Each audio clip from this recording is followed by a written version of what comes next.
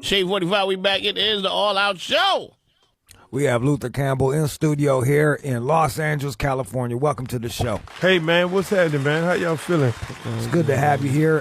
For the youngsters that don't know, Uncle Luke Skywalker, you don't even use that no more, huh, man? No, I don't use it no more, no. That's when I started fucking with you, man. You use Luke Skywalker. I know, right? They George Lucas sued my ass, so I couldn't use that name no more, and I've been bootlegging his shit ever since. You don't play that shit, bro. Yeah, I got all my money back from all the bootlegs.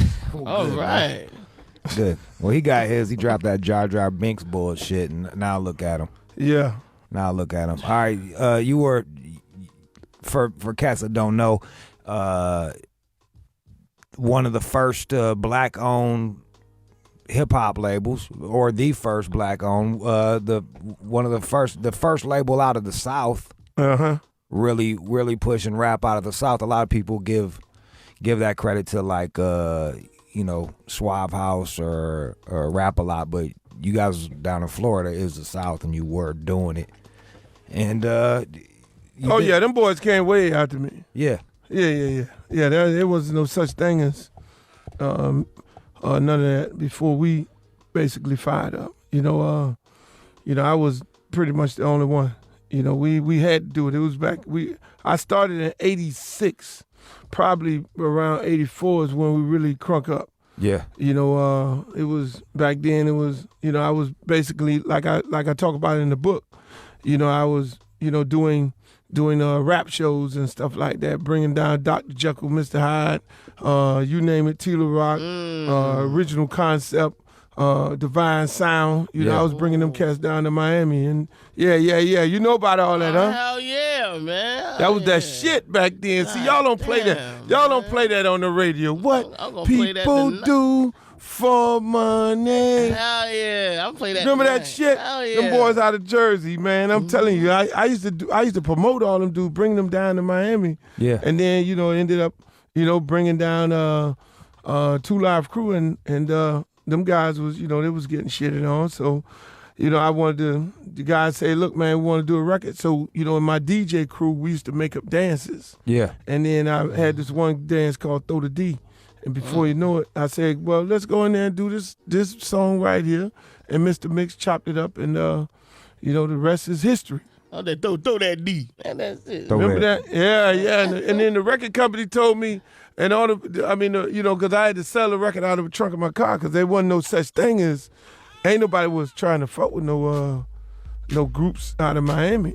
You know what I'm saying? Yeah. So I had to sell the music out of my car. That's why I'm telling people, it's amazing. If anybody say that was before the South, they out their fucking mind. And you guys really had that.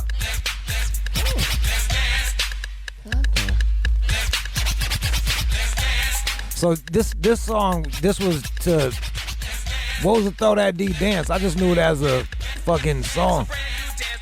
No, it was a dance. That's how you saying it. I just thought it was meant fucking. But I was like 7 when this came out, so I was just like, yeah, this that shit. No, it was Throw the D. You had to throw that dick. It was Throw the Dick.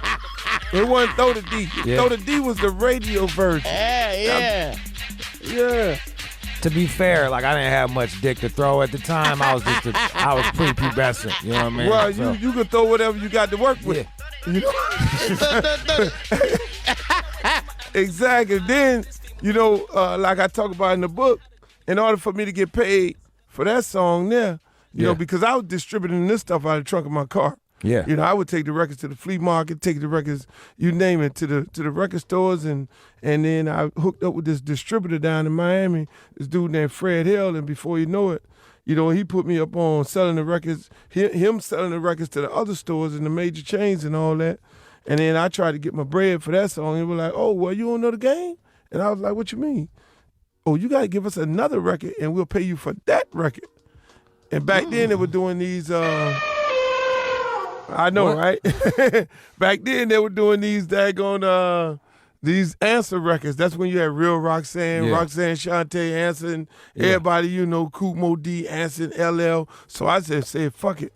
I'm going to do Throw the P, Throw the Pussy. So when I did Throw the Pussy, then everybody liked that, so then they paid me for Throw the D, and then I was like, man, this shit is easy. I'm gonna fuck with this record company shit.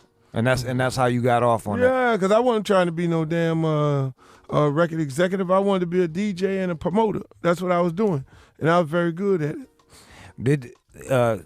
For me as a kid, when I listened to it, it was just the grimiest shit out there, and I automatically liked it because it was telling these dirty stories. And you guys weren't the first cast to do it, you know, like Dolomite and shit like that was doing it before, but like that was, you guys were of our generation. Yeah, we were the first one to put it on a hip hop record. Yeah, you know what I'm saying? Because what people were doing back then, they were using, you know, everybody was sampling James Brown, yeah, you know, and every other sample that they can, you know, break beats and all that. And so we were like, yo, we ain't trying to be like everybody else, you know. And me and Mix had this thing that both of us liked it: Dolomite, Rudy Ray Moore, Leroy Skillet, Aunt Esther, and all that stuff like that. We, you know, we love Millie Jackson, so we had this connect. You know, even though he was from Cali and I was from Miami, you know, at the same time, we just connected on that. And he, like I say, I come up with an idea and he'll just throw those fucking Red Foxes and Unesters and all them on the record, and that's how it went. It kind of reminds you also like Blowfly also, too. Yeah, we had Blowfly on there, too. Yeah, we had all the dirty comedians, and that was the whole thing. We were doing shit just saying it was funny. Yeah. You know, and people were taking this shit too serious. And I was like, what do you mean y'all taking it serious? These records already exist. Yeah. You know, this shit is already out there. You just put them to music and the kids started dancing. Do you think they were threatened by that? Is that what it was ultimately? Well, they first said it was the kids, and that was the reason why, you know, I created the Parental Advisory sticker, and I created doing the two versions of the song. That's why we sit there talking about Throw the D and throw the dick and Throw the D. Yeah. I started that, as well as that sticker that you see on the song, and I talk about that in the book. You started the Parental Advisory? Yeah, I created that. I always thought that was just some shit that the system came up with to... Yeah, I'm the. You are the system. Yeah, I'm the system. Yeah, but that's what you know. That's why I did this book, because so many people don't know a whole lot about a lot of things that are out there today. You know, the average person thinks Steve Rifkin created guerrilla marketing. No, I did that because I had no money. Let me ask you something. Did you realize that the Parental Advisory was going to actually drive sales when you did it? Because when I was buying shit, if it didn't have that on there, I didn't want it as much. I wanted the Parental Advisory. Right. I want danger. I didn't know that. That was not the intent. You know, I had got a letter from some PTA organization out of Mobile, Alabama, a group that was at a school, and it was like, yo, this record is getting, you know, the Throw the Dick version is getting to the kids. What can you do? You know, and I said, okay, this is what I'm going to do. I'm going to basically take the idea from the movie theaters when they had, you know, Parental Advisory, 17 and under, can't go to the movie theaters. And so I actually took that. I took the idea from the movies, and then I created a sticker. And then I said, you know, because there's a radio version of the song, and then there's a club version of the song. The club is designed for the adults. Yeah. You feel me? And so I basically said, I'm going to sticker this. Then, you know, back then you had 30 people in a room that would call record stores around the country. So I went to the 30 people in the room and like, yo, you know, tell all the record stores, alert them right now that don't sell the kids the one with the sticker on them. I'm going to create the sticker, and that's how the shit took off. But again, that's why I did this book, because a lot of people don't know a lot of stories, you know, a whole lot of missing stories about who created Southern hip hop, who fought for the shit in Supreme Court, who had, you know, multiple groups. You know, that was an important reason I did this book. And also, you had a lot of, I'm sorry. Go ahead, sir. No, you also had a lot of mom and pop stores famous too. Yeah, no doubt about it. I mean, you know, and that was the crazy thing, because, you know, while I was doing the records, all mom and pop stores all across the country, they was getting paid more than they ever got paid, because now the records coming directly from me. I was buying my records at a discount rate. I could sell it to them at a discount rate.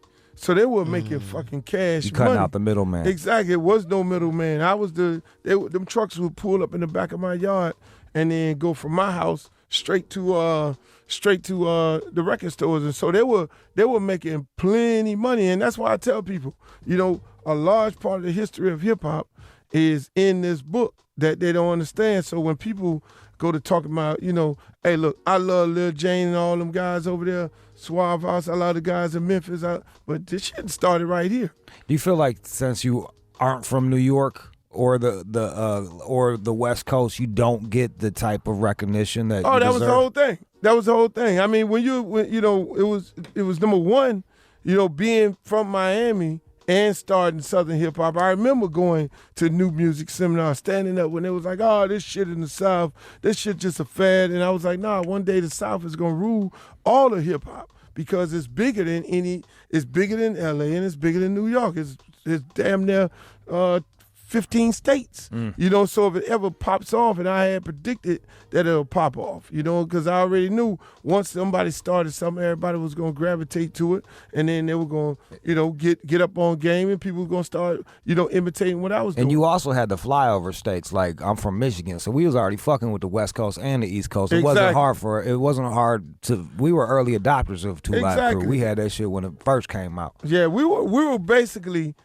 if you wasn't from New York, you wasn't shit. That was the whole attitude. Yeah. So you had the guys from Philly with Schoolie D and all them cats, who I would be fucking with. Those was my dudes because I would bring them down, and I knew all the hip hop artists, but as far as the industry, the executives, they were like, yo, if you ain't from New York, we ain't fucking with you.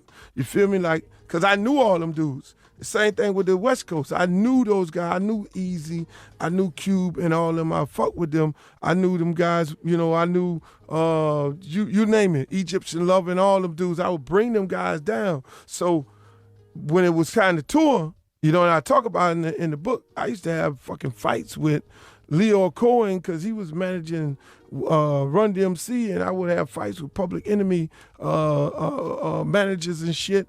And Eric B and Rakim and all them would give us 2 minutes to perform and all that, man. It's some deep shit in this book. And so when people say, oh, they create, no, we went through this shit. We went through some hardcore shit and creating and doing this music. Now they wanted to call your music obscene and try to ban it. And you end up having to go to court for it. It got all the way up to the Supreme Court, didn't it? Yeah, no doubt about it. I mean, it was 2 cases, and I talk about it in the book because it was 2 very, very important cases to hip hop, to where we at right now. The one case that I went to the Supreme Court, that was the parody case. With the Roy Orbison song. That was Roy Orbison, whether you could parody, was it protected by the First Amendment. But all these cases and every other case that I had to deal with, whether it was George Lucas or anything like that, it was because now this rap shit is crossing over into the white neighborhoods and the white households. So those parents start writing letters to legislators and presidents and governors and shit like that and say, y'all got to do something about it. But the second case was important to what you got in hip hop right now today. They did deem my record obscene. And when a federal judge say this record is obscene right here, I didn't have to go back and fight that. I didn't have to go get it overturned. And if I didn't go get it overturned, then all the shit these motherfuckers are saying on records right now, today, you wouldn't be able to say it. That's you right. probably wouldn't even be able to have this radio network to be able to say the shit that people say on XM if I would have not went and got that thing overturned, because it would have been case law. And at any time, any municipality could have used that case law and say, this is what's considered obscene. A federal judge already said this, we want some pussy, fuck this, or fuck the hoes, or fuck the police is obscene, and they would have started taking shit off the radio and off the air for the longest. You didn't get a lot of support from a lot of the rappers too while this was happening. No, and that's why I talk, and that's the most amazing part about the book. Tell me a bit about that. I mean, like you name it, the Russell Simmons, all these executives of the world, which most of those guys are sellouts. At the end of the day, I mean, call it for what it is. I'm the only one. At the end of the day, I don't care who it is, what motherfucker in hip hop right now today or ever or back then or whatever. I'm the only nigga ain't sold out. Because I own my masters, I own all the records, I own every video, every part of anything that I've done. Those guys were owned by the conglomerates. They were owned by the major record labels. So at the same time, the major record labels looked at me, and what we were doing from discovering Pitbull, H-Town, Poison Clan, you name it, all this shit that we got out, we were taking sales away from them. So they had no problem with saying, okay, get these motherfuckers out of business. Throwing you under the bus. They had no problem. So they would go to the stations like BET and use their shows and shit, and they had their rappers like Salt and Pepper and Kid and Play, and those guys would go on TV. I remember clearly Donnie Simpson shows, all these niggas, they ain't hip-hop. They ain't hip-hop. They shouldn't be able to do, they should ban them. They should take this shit off the radio. And so you had all those artists, plus when we were trying to tour, you had them same guys going to Fresh Festival, promoter Ricky Walker and Budweiser Superfest. We ain't doing no show with no fucking 2 Live Crew. So they not only are they speaking against you, they're also trying to fuck with your money. Yeah, ain't no doubt about it. Yeah, we never really did a major tour. To this day, right now, we never did a major tour. What's surprising to me is the cats that end up getting your back on this thing, like John Denver and Bruce Springsteen, are the guys that came and spoke on your behalf. Were you surprised that you were getting like singer-songwriters? No, because rock and rollers, those guys, you know what I'm saying, they're really, really true rebels. You feel me? And I always looked at myself not more so as a hip hop artist, but a rocker. And everything in music that I like, from fucking Van Halen to fucking Steve Miller, you name it, Frampton, that's all I fucked with when I was a kid, other than reggae music. Yeah. So, I already kind of, vibe with how rockers is all about life, And so when I came up with the idea of doing band in the USA, I call up I had one of the dudes call up Springsteen and see what he was going. I didn't think that he was going to say no. And when Buddy said, "Nah, man, no problem. I believe in what the fight is about. You could use my song. You ain't got to pay me a fucking dime." And that was real shit. Quick question. One artist that you had on there, and I used to watch the video a lot on Video Music Box. Antoinette. What happened to her? Yeah, let me tell you, that, like I was telling you in the beginning, when I did the Throw the D record and I had to get paid for that shit, that's my cousin. She ain't never been no rapper. No, I went and got her and was like, yo, I got to get paid here. We're going to bring you in the studio. We're going to write this shit up for you. That's why I have a problem when they go to talk about ghostwriters. Leave the fucking ghostwriters alone. Because the ghostwriters makes our life good. So we went and we wrote the shit up for her, and she had some other little girls that she was going to school with and her little buddies. So then we called her, Antoinette, which is her name, and that was the name of the group. Yeah. And then, we put them in there, and they did a couple songs. They did the Janet Reno song. They did that one where everybody sampled the shit, say, hold up, wait a minute, let me put some boom in it. Yeah. They did that. And the slow jam, that was my shit. I will always be there for you. Yeah. I love that. Yeah, my man Michael Sterling wrote that shit up in a heartbeat. Them girls, man, they were some cute girls, and it was just a matter of bringing them in the studio and letting them do their thing. Oh, man. You also were a big part. You were coming up in Miami during this cocaine boom. What was that like, being surrounded by that? I watched Cocaine Cowboys, so I saw it went from like cats was slanging weed to just getting flooded with being around coke all the fucking time. Yeah. Did that affect your neighborhood? Oh, ain't no doubt about it. And that's why when people read the book, it don't just go into, this is a music book. The book starts off with me giving you a clear description of what Miami was back in the early 30s, 40s, 50s, 60s, 70s, 80s, going straight through that whole cocaine era and where we came from. Like, people don't know Miami was originally 40% African Americans. It really wasn't no black and no white people or Spanish there. Then they talk about when the Spanish people came, and how everybody bumped heads and how, the blacks got kicked out, and all those islands that you see, a couple of those islands, when you go to Miami Beach, on the side, for instance, Fisher Island, it was a black guy owned that island, because it was the first millionaire was a black guy. So I'm telling people all about that. Then now when you get, the Mariel boat lift guys coming in. Then you having all this cocaine cowboy shit. Them button heads, the Colombians and the Cubans button head, and then the blacks in the middle of that. What was and that like? We all were in the middle of it because back then everybody was slinging dope.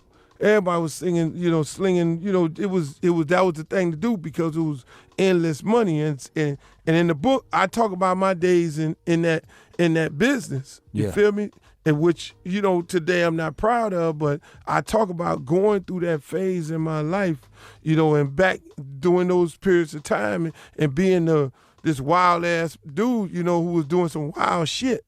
And give you the reason why I don't rap about that because I'll be snitching on myself. And that's why I be always looking at these dudes who rapping this gangster shit. And I'll be like, these niggas ain't lived that kind of life. You know what I'm saying? They just rapping about shit that they heard another dude do. Me, I did live that life. So I'm gonna rap about pussy. I don't want to talk about that shit because why I'm gonna talk about how I set somebody up or how we had to go up in there. Dude came short with the money and we had to go up in there and do something to him. I'm not gonna be talking about that shit. It might still be a statute of limitations. Yeah. So we had to live that life. Everybody was living that life during that period of time. You also were you were a big fan of the Miami Hurricanes football team, and what was that like? What was it like being 'cause Miami the Canes was the big team. That right was there, the huh? shit. Yeah. I mean, I got it's a whole fucking chapter on Hurricane football from when Warren Sapp, Mark Caesar, my homeboy out in Jersey, when I talk about those cats. I had my yacht. And they used to live on the yachts with all the fucking girls and shit. These dudes was in college, and I talk about, the difference and why I took care of kids, why I paid kids. For so many years I ain't talk about it. Everybody had these stories. Oh, he paying them to knock motherfuckers out and all this. They had their own stories and shit. And it was not about that. It was because a lot of these kids were either losing their houses, their parents losing their houses, or these same kids had kids at home. They ain't had no money. They were robbing the other kids, the other students who were going to the paid students who was going to college, and they were shooting up the campus. And then I just was like, fuck it, let me go down there and let these kids know, hey, look here, man, you got an opportunity in a lifetime. But at the same time, if you ever need something, call me before you do some dumb shit to fuck your life up. Do you think that college athletes should be paid? Oh, ain't no doubt about it. I agree. I mean, I coach high school football right now, and in certain areas, I coached at Miami Northwestern for like 3 years, and I guarantee you about 30% of the kids had kids in high school. You know what I'm saying? So now they going to college. They going to college and they gotta make a decision. Do I stay home and work? I go to college and they go to college. They gotta take care of them kids at home.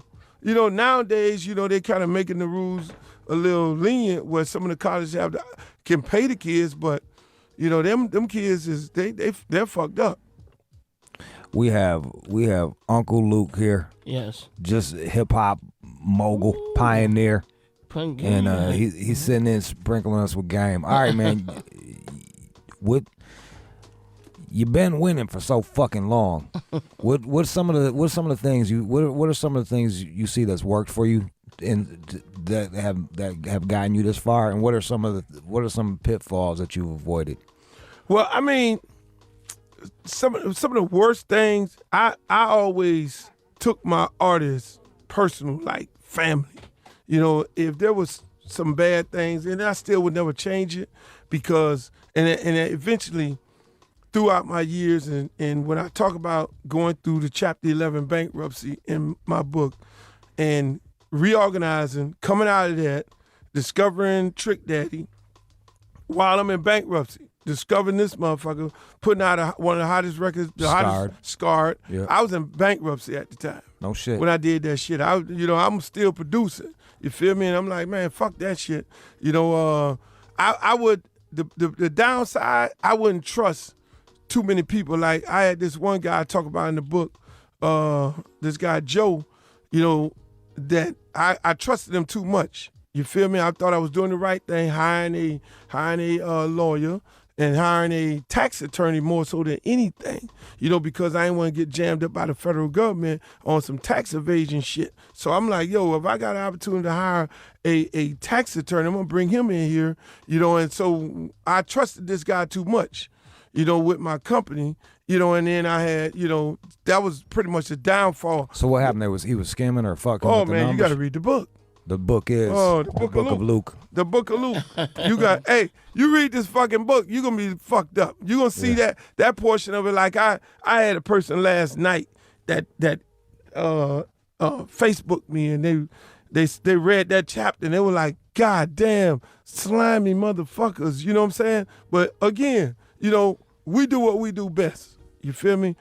Y'all do radio good. Yeah. I create and produce, but at the end of the day, we had to trust the attorney to do the contract the right way, and we had to trust our accountant to make sure we don't get fucked up with the feds. You feel me? So I trusted too many people, and I allowed them to come together, which I would never do that again. I haven't did that since. One motherfucker gonna be on one side of the planet, doing my books, and another motherfucker. You have a lawyer watching your lawyer, basically. Yeah. In this case, my wife is my lawyer now, so I went and fucking married a lawyer. There you go. Go. I killed that shit, but just for save 5%. No, she get more than that. God damn. But for the most part, I mean, it's everything that I went through. I always believe that I went through it for a reason. And when you read the book kind of tells you that I was prepared for this. I was born for this shit that I went through. I was born to get sued by George Lucas. I was born to go through Chapter 11, reorganize, come out of this shit, and have one of the hottest records while I'm in the motherfucker. Then discover one of the baddest Latino rappers in the world right now, Pitbull, while I was in bankruptcy. You know what I'm saying? So, it just everything happens for a reason, and I truly believe, that's it. It's the man upstairs. He in control of all this shit. So I don't hold no ill feel for You don't nothing. got to talk too much on this, but my favorite group that you discovered was Poison Clan. Poison Clan, PC. I fucking love them. Goddamn JT motherfucking money. That's a real Poison nigga. Clan. Some of their beats were way ahead of what New York was doing at the time. Yep. Like that was the first time I heard that Shaft sample on the Dance All Night and shit. Yep. And Jay-Z got there about 10 years after that shit. Like, yep. That was. Let me tell you, and that's why.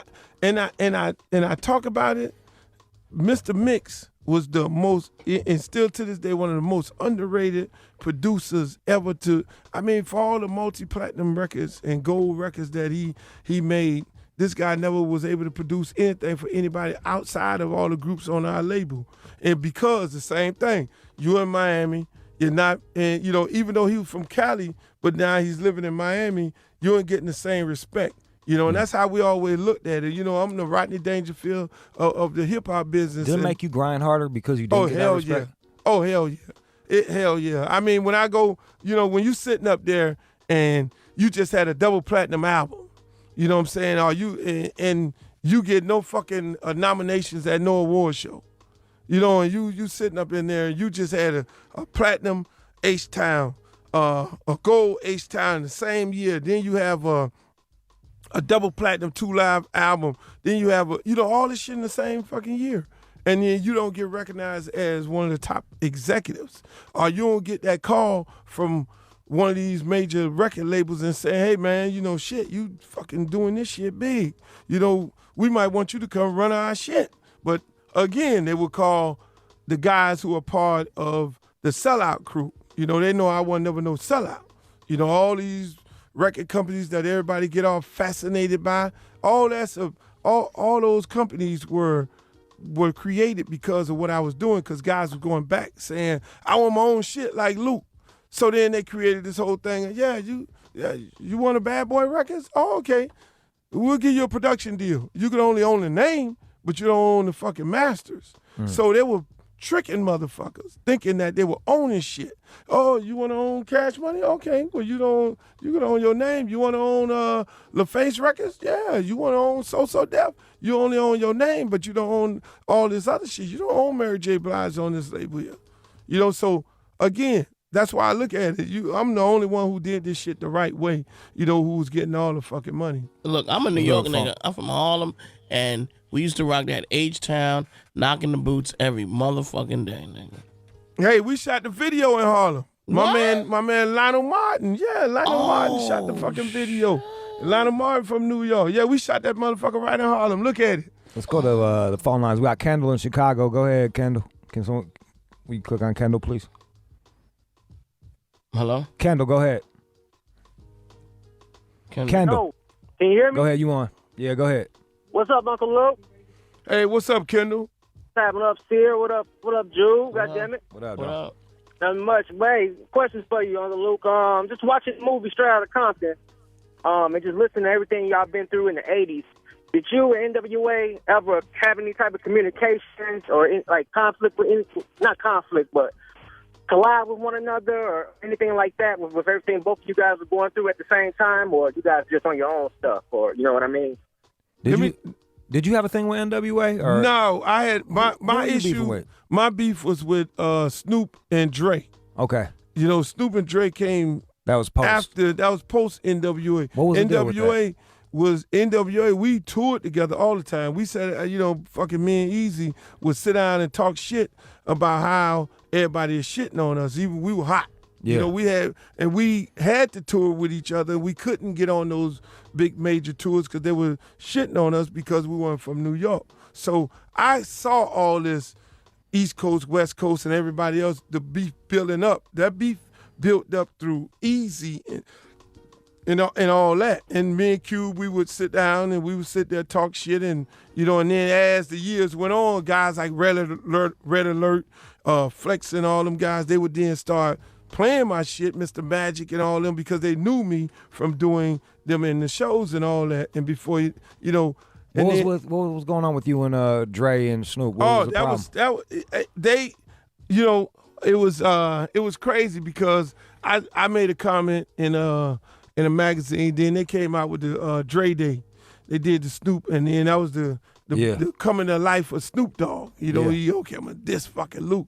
And so then they did their song Dre Day, which was a hot song. I fucking actually liked the song. What's that like, liking a song where you're getting dissed in? Yeah, it was funny. It was funny. But then at that then it was like, okay. And then we came back and we did with Poison Clan, we did Cowards and Compton. Yeah. So we did that song, and that shit blew up in the South. It wasn't as big as their song. It reached up to Michigan. And then the beef got a little serious because guys started making phone calls. Oh, I'm gonna do this, I'm gonna do that, and then them not knowing me, they're thinking, okay, this is a motherfucker. What'd you say in the article, Luke? Hey, yeah. What'd you say? I said something. I said, I forget what it was. I said it in the book. Yeah. But you gotta read the book. Hey, he's a good salesman. See, I ain't gonna tell y'all the whole shit. Salesman. I forgot to get the book. Yeah. You gotta read the book. Wait, let me tell you. But then when it escalated, and when the shit escalated, ended up to being a big ass fight in Atlanta. At the Jack the Rapper music convention, and it was bloody. I was at the Jack the Rapper. That was crazy. Yeah, it was bloody. You read this shit, you gonna be like, God damn. But I guess back then dudes was like, okay, man, this dude here, they on that booty music and shit like that. They soft. They pretty much had the wrong guy. We have Uncle Luke here, Luther Campbell, a hip hop pioneer, actually First Amendment pioneer, just paved the way for a bunch of important things. You were actually one of the first cats really to be sampling rock super hard, and that makes sense because you said you grew up on rock. I remember you had Van Halen. I think you did the Kinks. That was all Mr. Mix. That was Mr. Mix. That just happened to go that way? Mix was doing that shit. You weren't even like, hey, I like this song, and he did it. He just happened. Some songs, like, because I knew a lot of break beats, because, as a DJ, I would be like, for instance, the mass production on Me So Horny. Yeah. That I was like, yo, Mix, we gotta fuck with that. You know what I'm saying?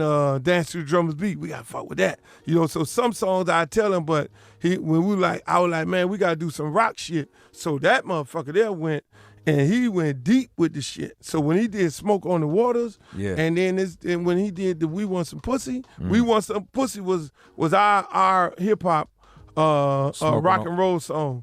Awesome. That motherfucker did that. He. I'm telling you, he was way before his time. Chris is driving. What's up, Chris? Hey, what's going on? First, respect to Rude Jude, Lord Sir. Uncle Luke, man, you one of the realest G's I've ever met in my life. I met you back in '92 down in Georgetown. Me and a couple of guys that was in the Navy was at one of your concerts you had, and you said, anybody come up here, you want these girls' pussy, y'all go on tour. And, man, you kept the livest shows in the world. I'll never forget that. Because I went to basic training in Orlando, and my boys that was up there in D.C. with me, they were from Tampa and Miami. And, man, they took me everywhere down there. And I just want to give you much respect, man. Keep on doing what you're doing. I'm out here on this road driving this 18-wheeler. I'm grinding like you grind because I own my own shit, man. So nobody tell me what to do. And I peace and respect to you, man. Hey, man, that's what's up. That's what's up. I mean, that's a good thing. I mean, the shows, shit. You also, you paved your own way with the Uncle Luke Freak Show. Yeah, the girls and all. Hey, man, them dudes were, you got to think about this shit for real. Dudes were like getting excited doing breakdancing and videos and, which was good, and they had the stickers on the wall. And I'm like, man, fuck that. I'm from Miami. We're not doing that. We're going to show these fucking women on the beach. The album covers is going to have women in bikinis. Yeah. This is where the fuck I'm from. I remember you was doing, you brought a chick on stage and had her suck your dick while you was in Japan. rapping a song, and you had to stop in the middle of it to nut, which was probably one of the most Japan. epic shits I saw as a teenager. I was like, wow, this guy's Y'all really... never got no head while y'all doing the radio show? Yeah. Oh, okay, good. Yeah. Followed in your footsteps. Hey, man, I said Rick James, if Rick James could eat some motherfucking pussy, I can get me some head on stage. Yo, Jude, I was out of control. Hey, Jude, he got niggas pussy at the Apollo. Oh, man, well, did you go to that show? Yeah, man. That was the first and the last time I ever been allowed in the Apollo. What, you serious? Oh, hell yeah, man, I was out of control. That was like, between the Apollo and the Tunnel. Oh, the Tunnel. Oh, you remember that show? That's when that's when the shit just started going crazy in New York. And it was always back in my mind always, and I always remember the song. If you ain't a star until you make it in Broadway. You know what I'm saying? I always had that shit on my mind, and so.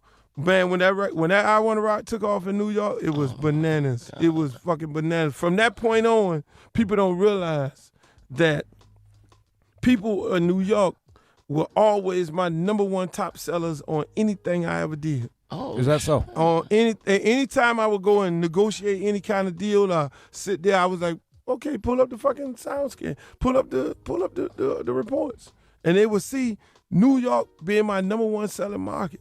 People in New York love me from way back then because they understood the struggle. It was the industry motherfuckers. It was the media, the industry. They had a fucking problem with the me. Streets fucked. It was the dudes who were putting out the records, the Run DMCs, these guys. Them guys had a problem with me because, again, I'm taking the sales, but motherfuckers in New York, they were buying my shit religiously. So when I went and did a concert at the Apollo, shit sold out. When I did the Tunnel, shit sold out. I mean, and when I went there, I was like, I'm going to give these motherfuckers everything they hear on the record. I mean, it was naked motherfuckers on stage. The whole front 5 rows got tore down. You got to read the book. Y'all got to read the book. The book is the book of Luke. Let's end with BJ in Alabama. Your last call. Hey, this is BJ in Alabama. Luke, I just want to say I'm a 53-year-old upper middle class white dude, and back in the day, we loved your shit at the dance parties and all that kind of stuff, man. But it was always funny. You talk about the clean stuff versus the dirty stuff because you had all the it was really big among cheerleaders and dance teams, and we had all these the competitive cheerleading teams and all this, and these moms, just good ultra right wing conservative Christian moms, and their daughters out there shaking that ass to Uncle Luke and didn't know what the hell they was dancing to. Well, me and my dirty old ass, I knew what they was talking about. Throw that dick. And it was funny as hell, because I'm just sitting there laughing to myself. You don't know what they're really dancing to, but it was really funny. But man, I just wanted to give a shout out because we loved your stuff, and as a crossover dude, and like I say, man, it was that Miami sound was it was so cool back in the day, and I'll hang up at this point. But I appreciate you taking the call. Hey, man. Appreciate it, man. Appreciate it. And that's what it was. Well, Uncle Luke, Luther Campbell, the book is the Book of Luke. There's you heard all the stories here. There's a million more in the book if you go pick it up. It's everywhere. You can get it on at Barnes & Noble, Amazon, all over the fucking place. Yeah, man. We Hardcover. #1 again at Amazon for the second week. Keep doing that shit, man. Yeah, man. Fucking people fucking buying the book, and I'm loving it, and I'm happy, and I just feel, I feel like I feel good right now that I put the book out, that I can tell my story because I know ain't nobody else who's gonna tell it. Well, I got to tell you, man, it's been 10 years we've been doing this show, and I'm glad we finally got a chance to talk to you, man. Hey, man, appreciate Yes, it, appreciate it, man. Appreciate it. Hey, let's go out with this. This was your Chapter 11 hit. This is the All Out Show on Shade 45.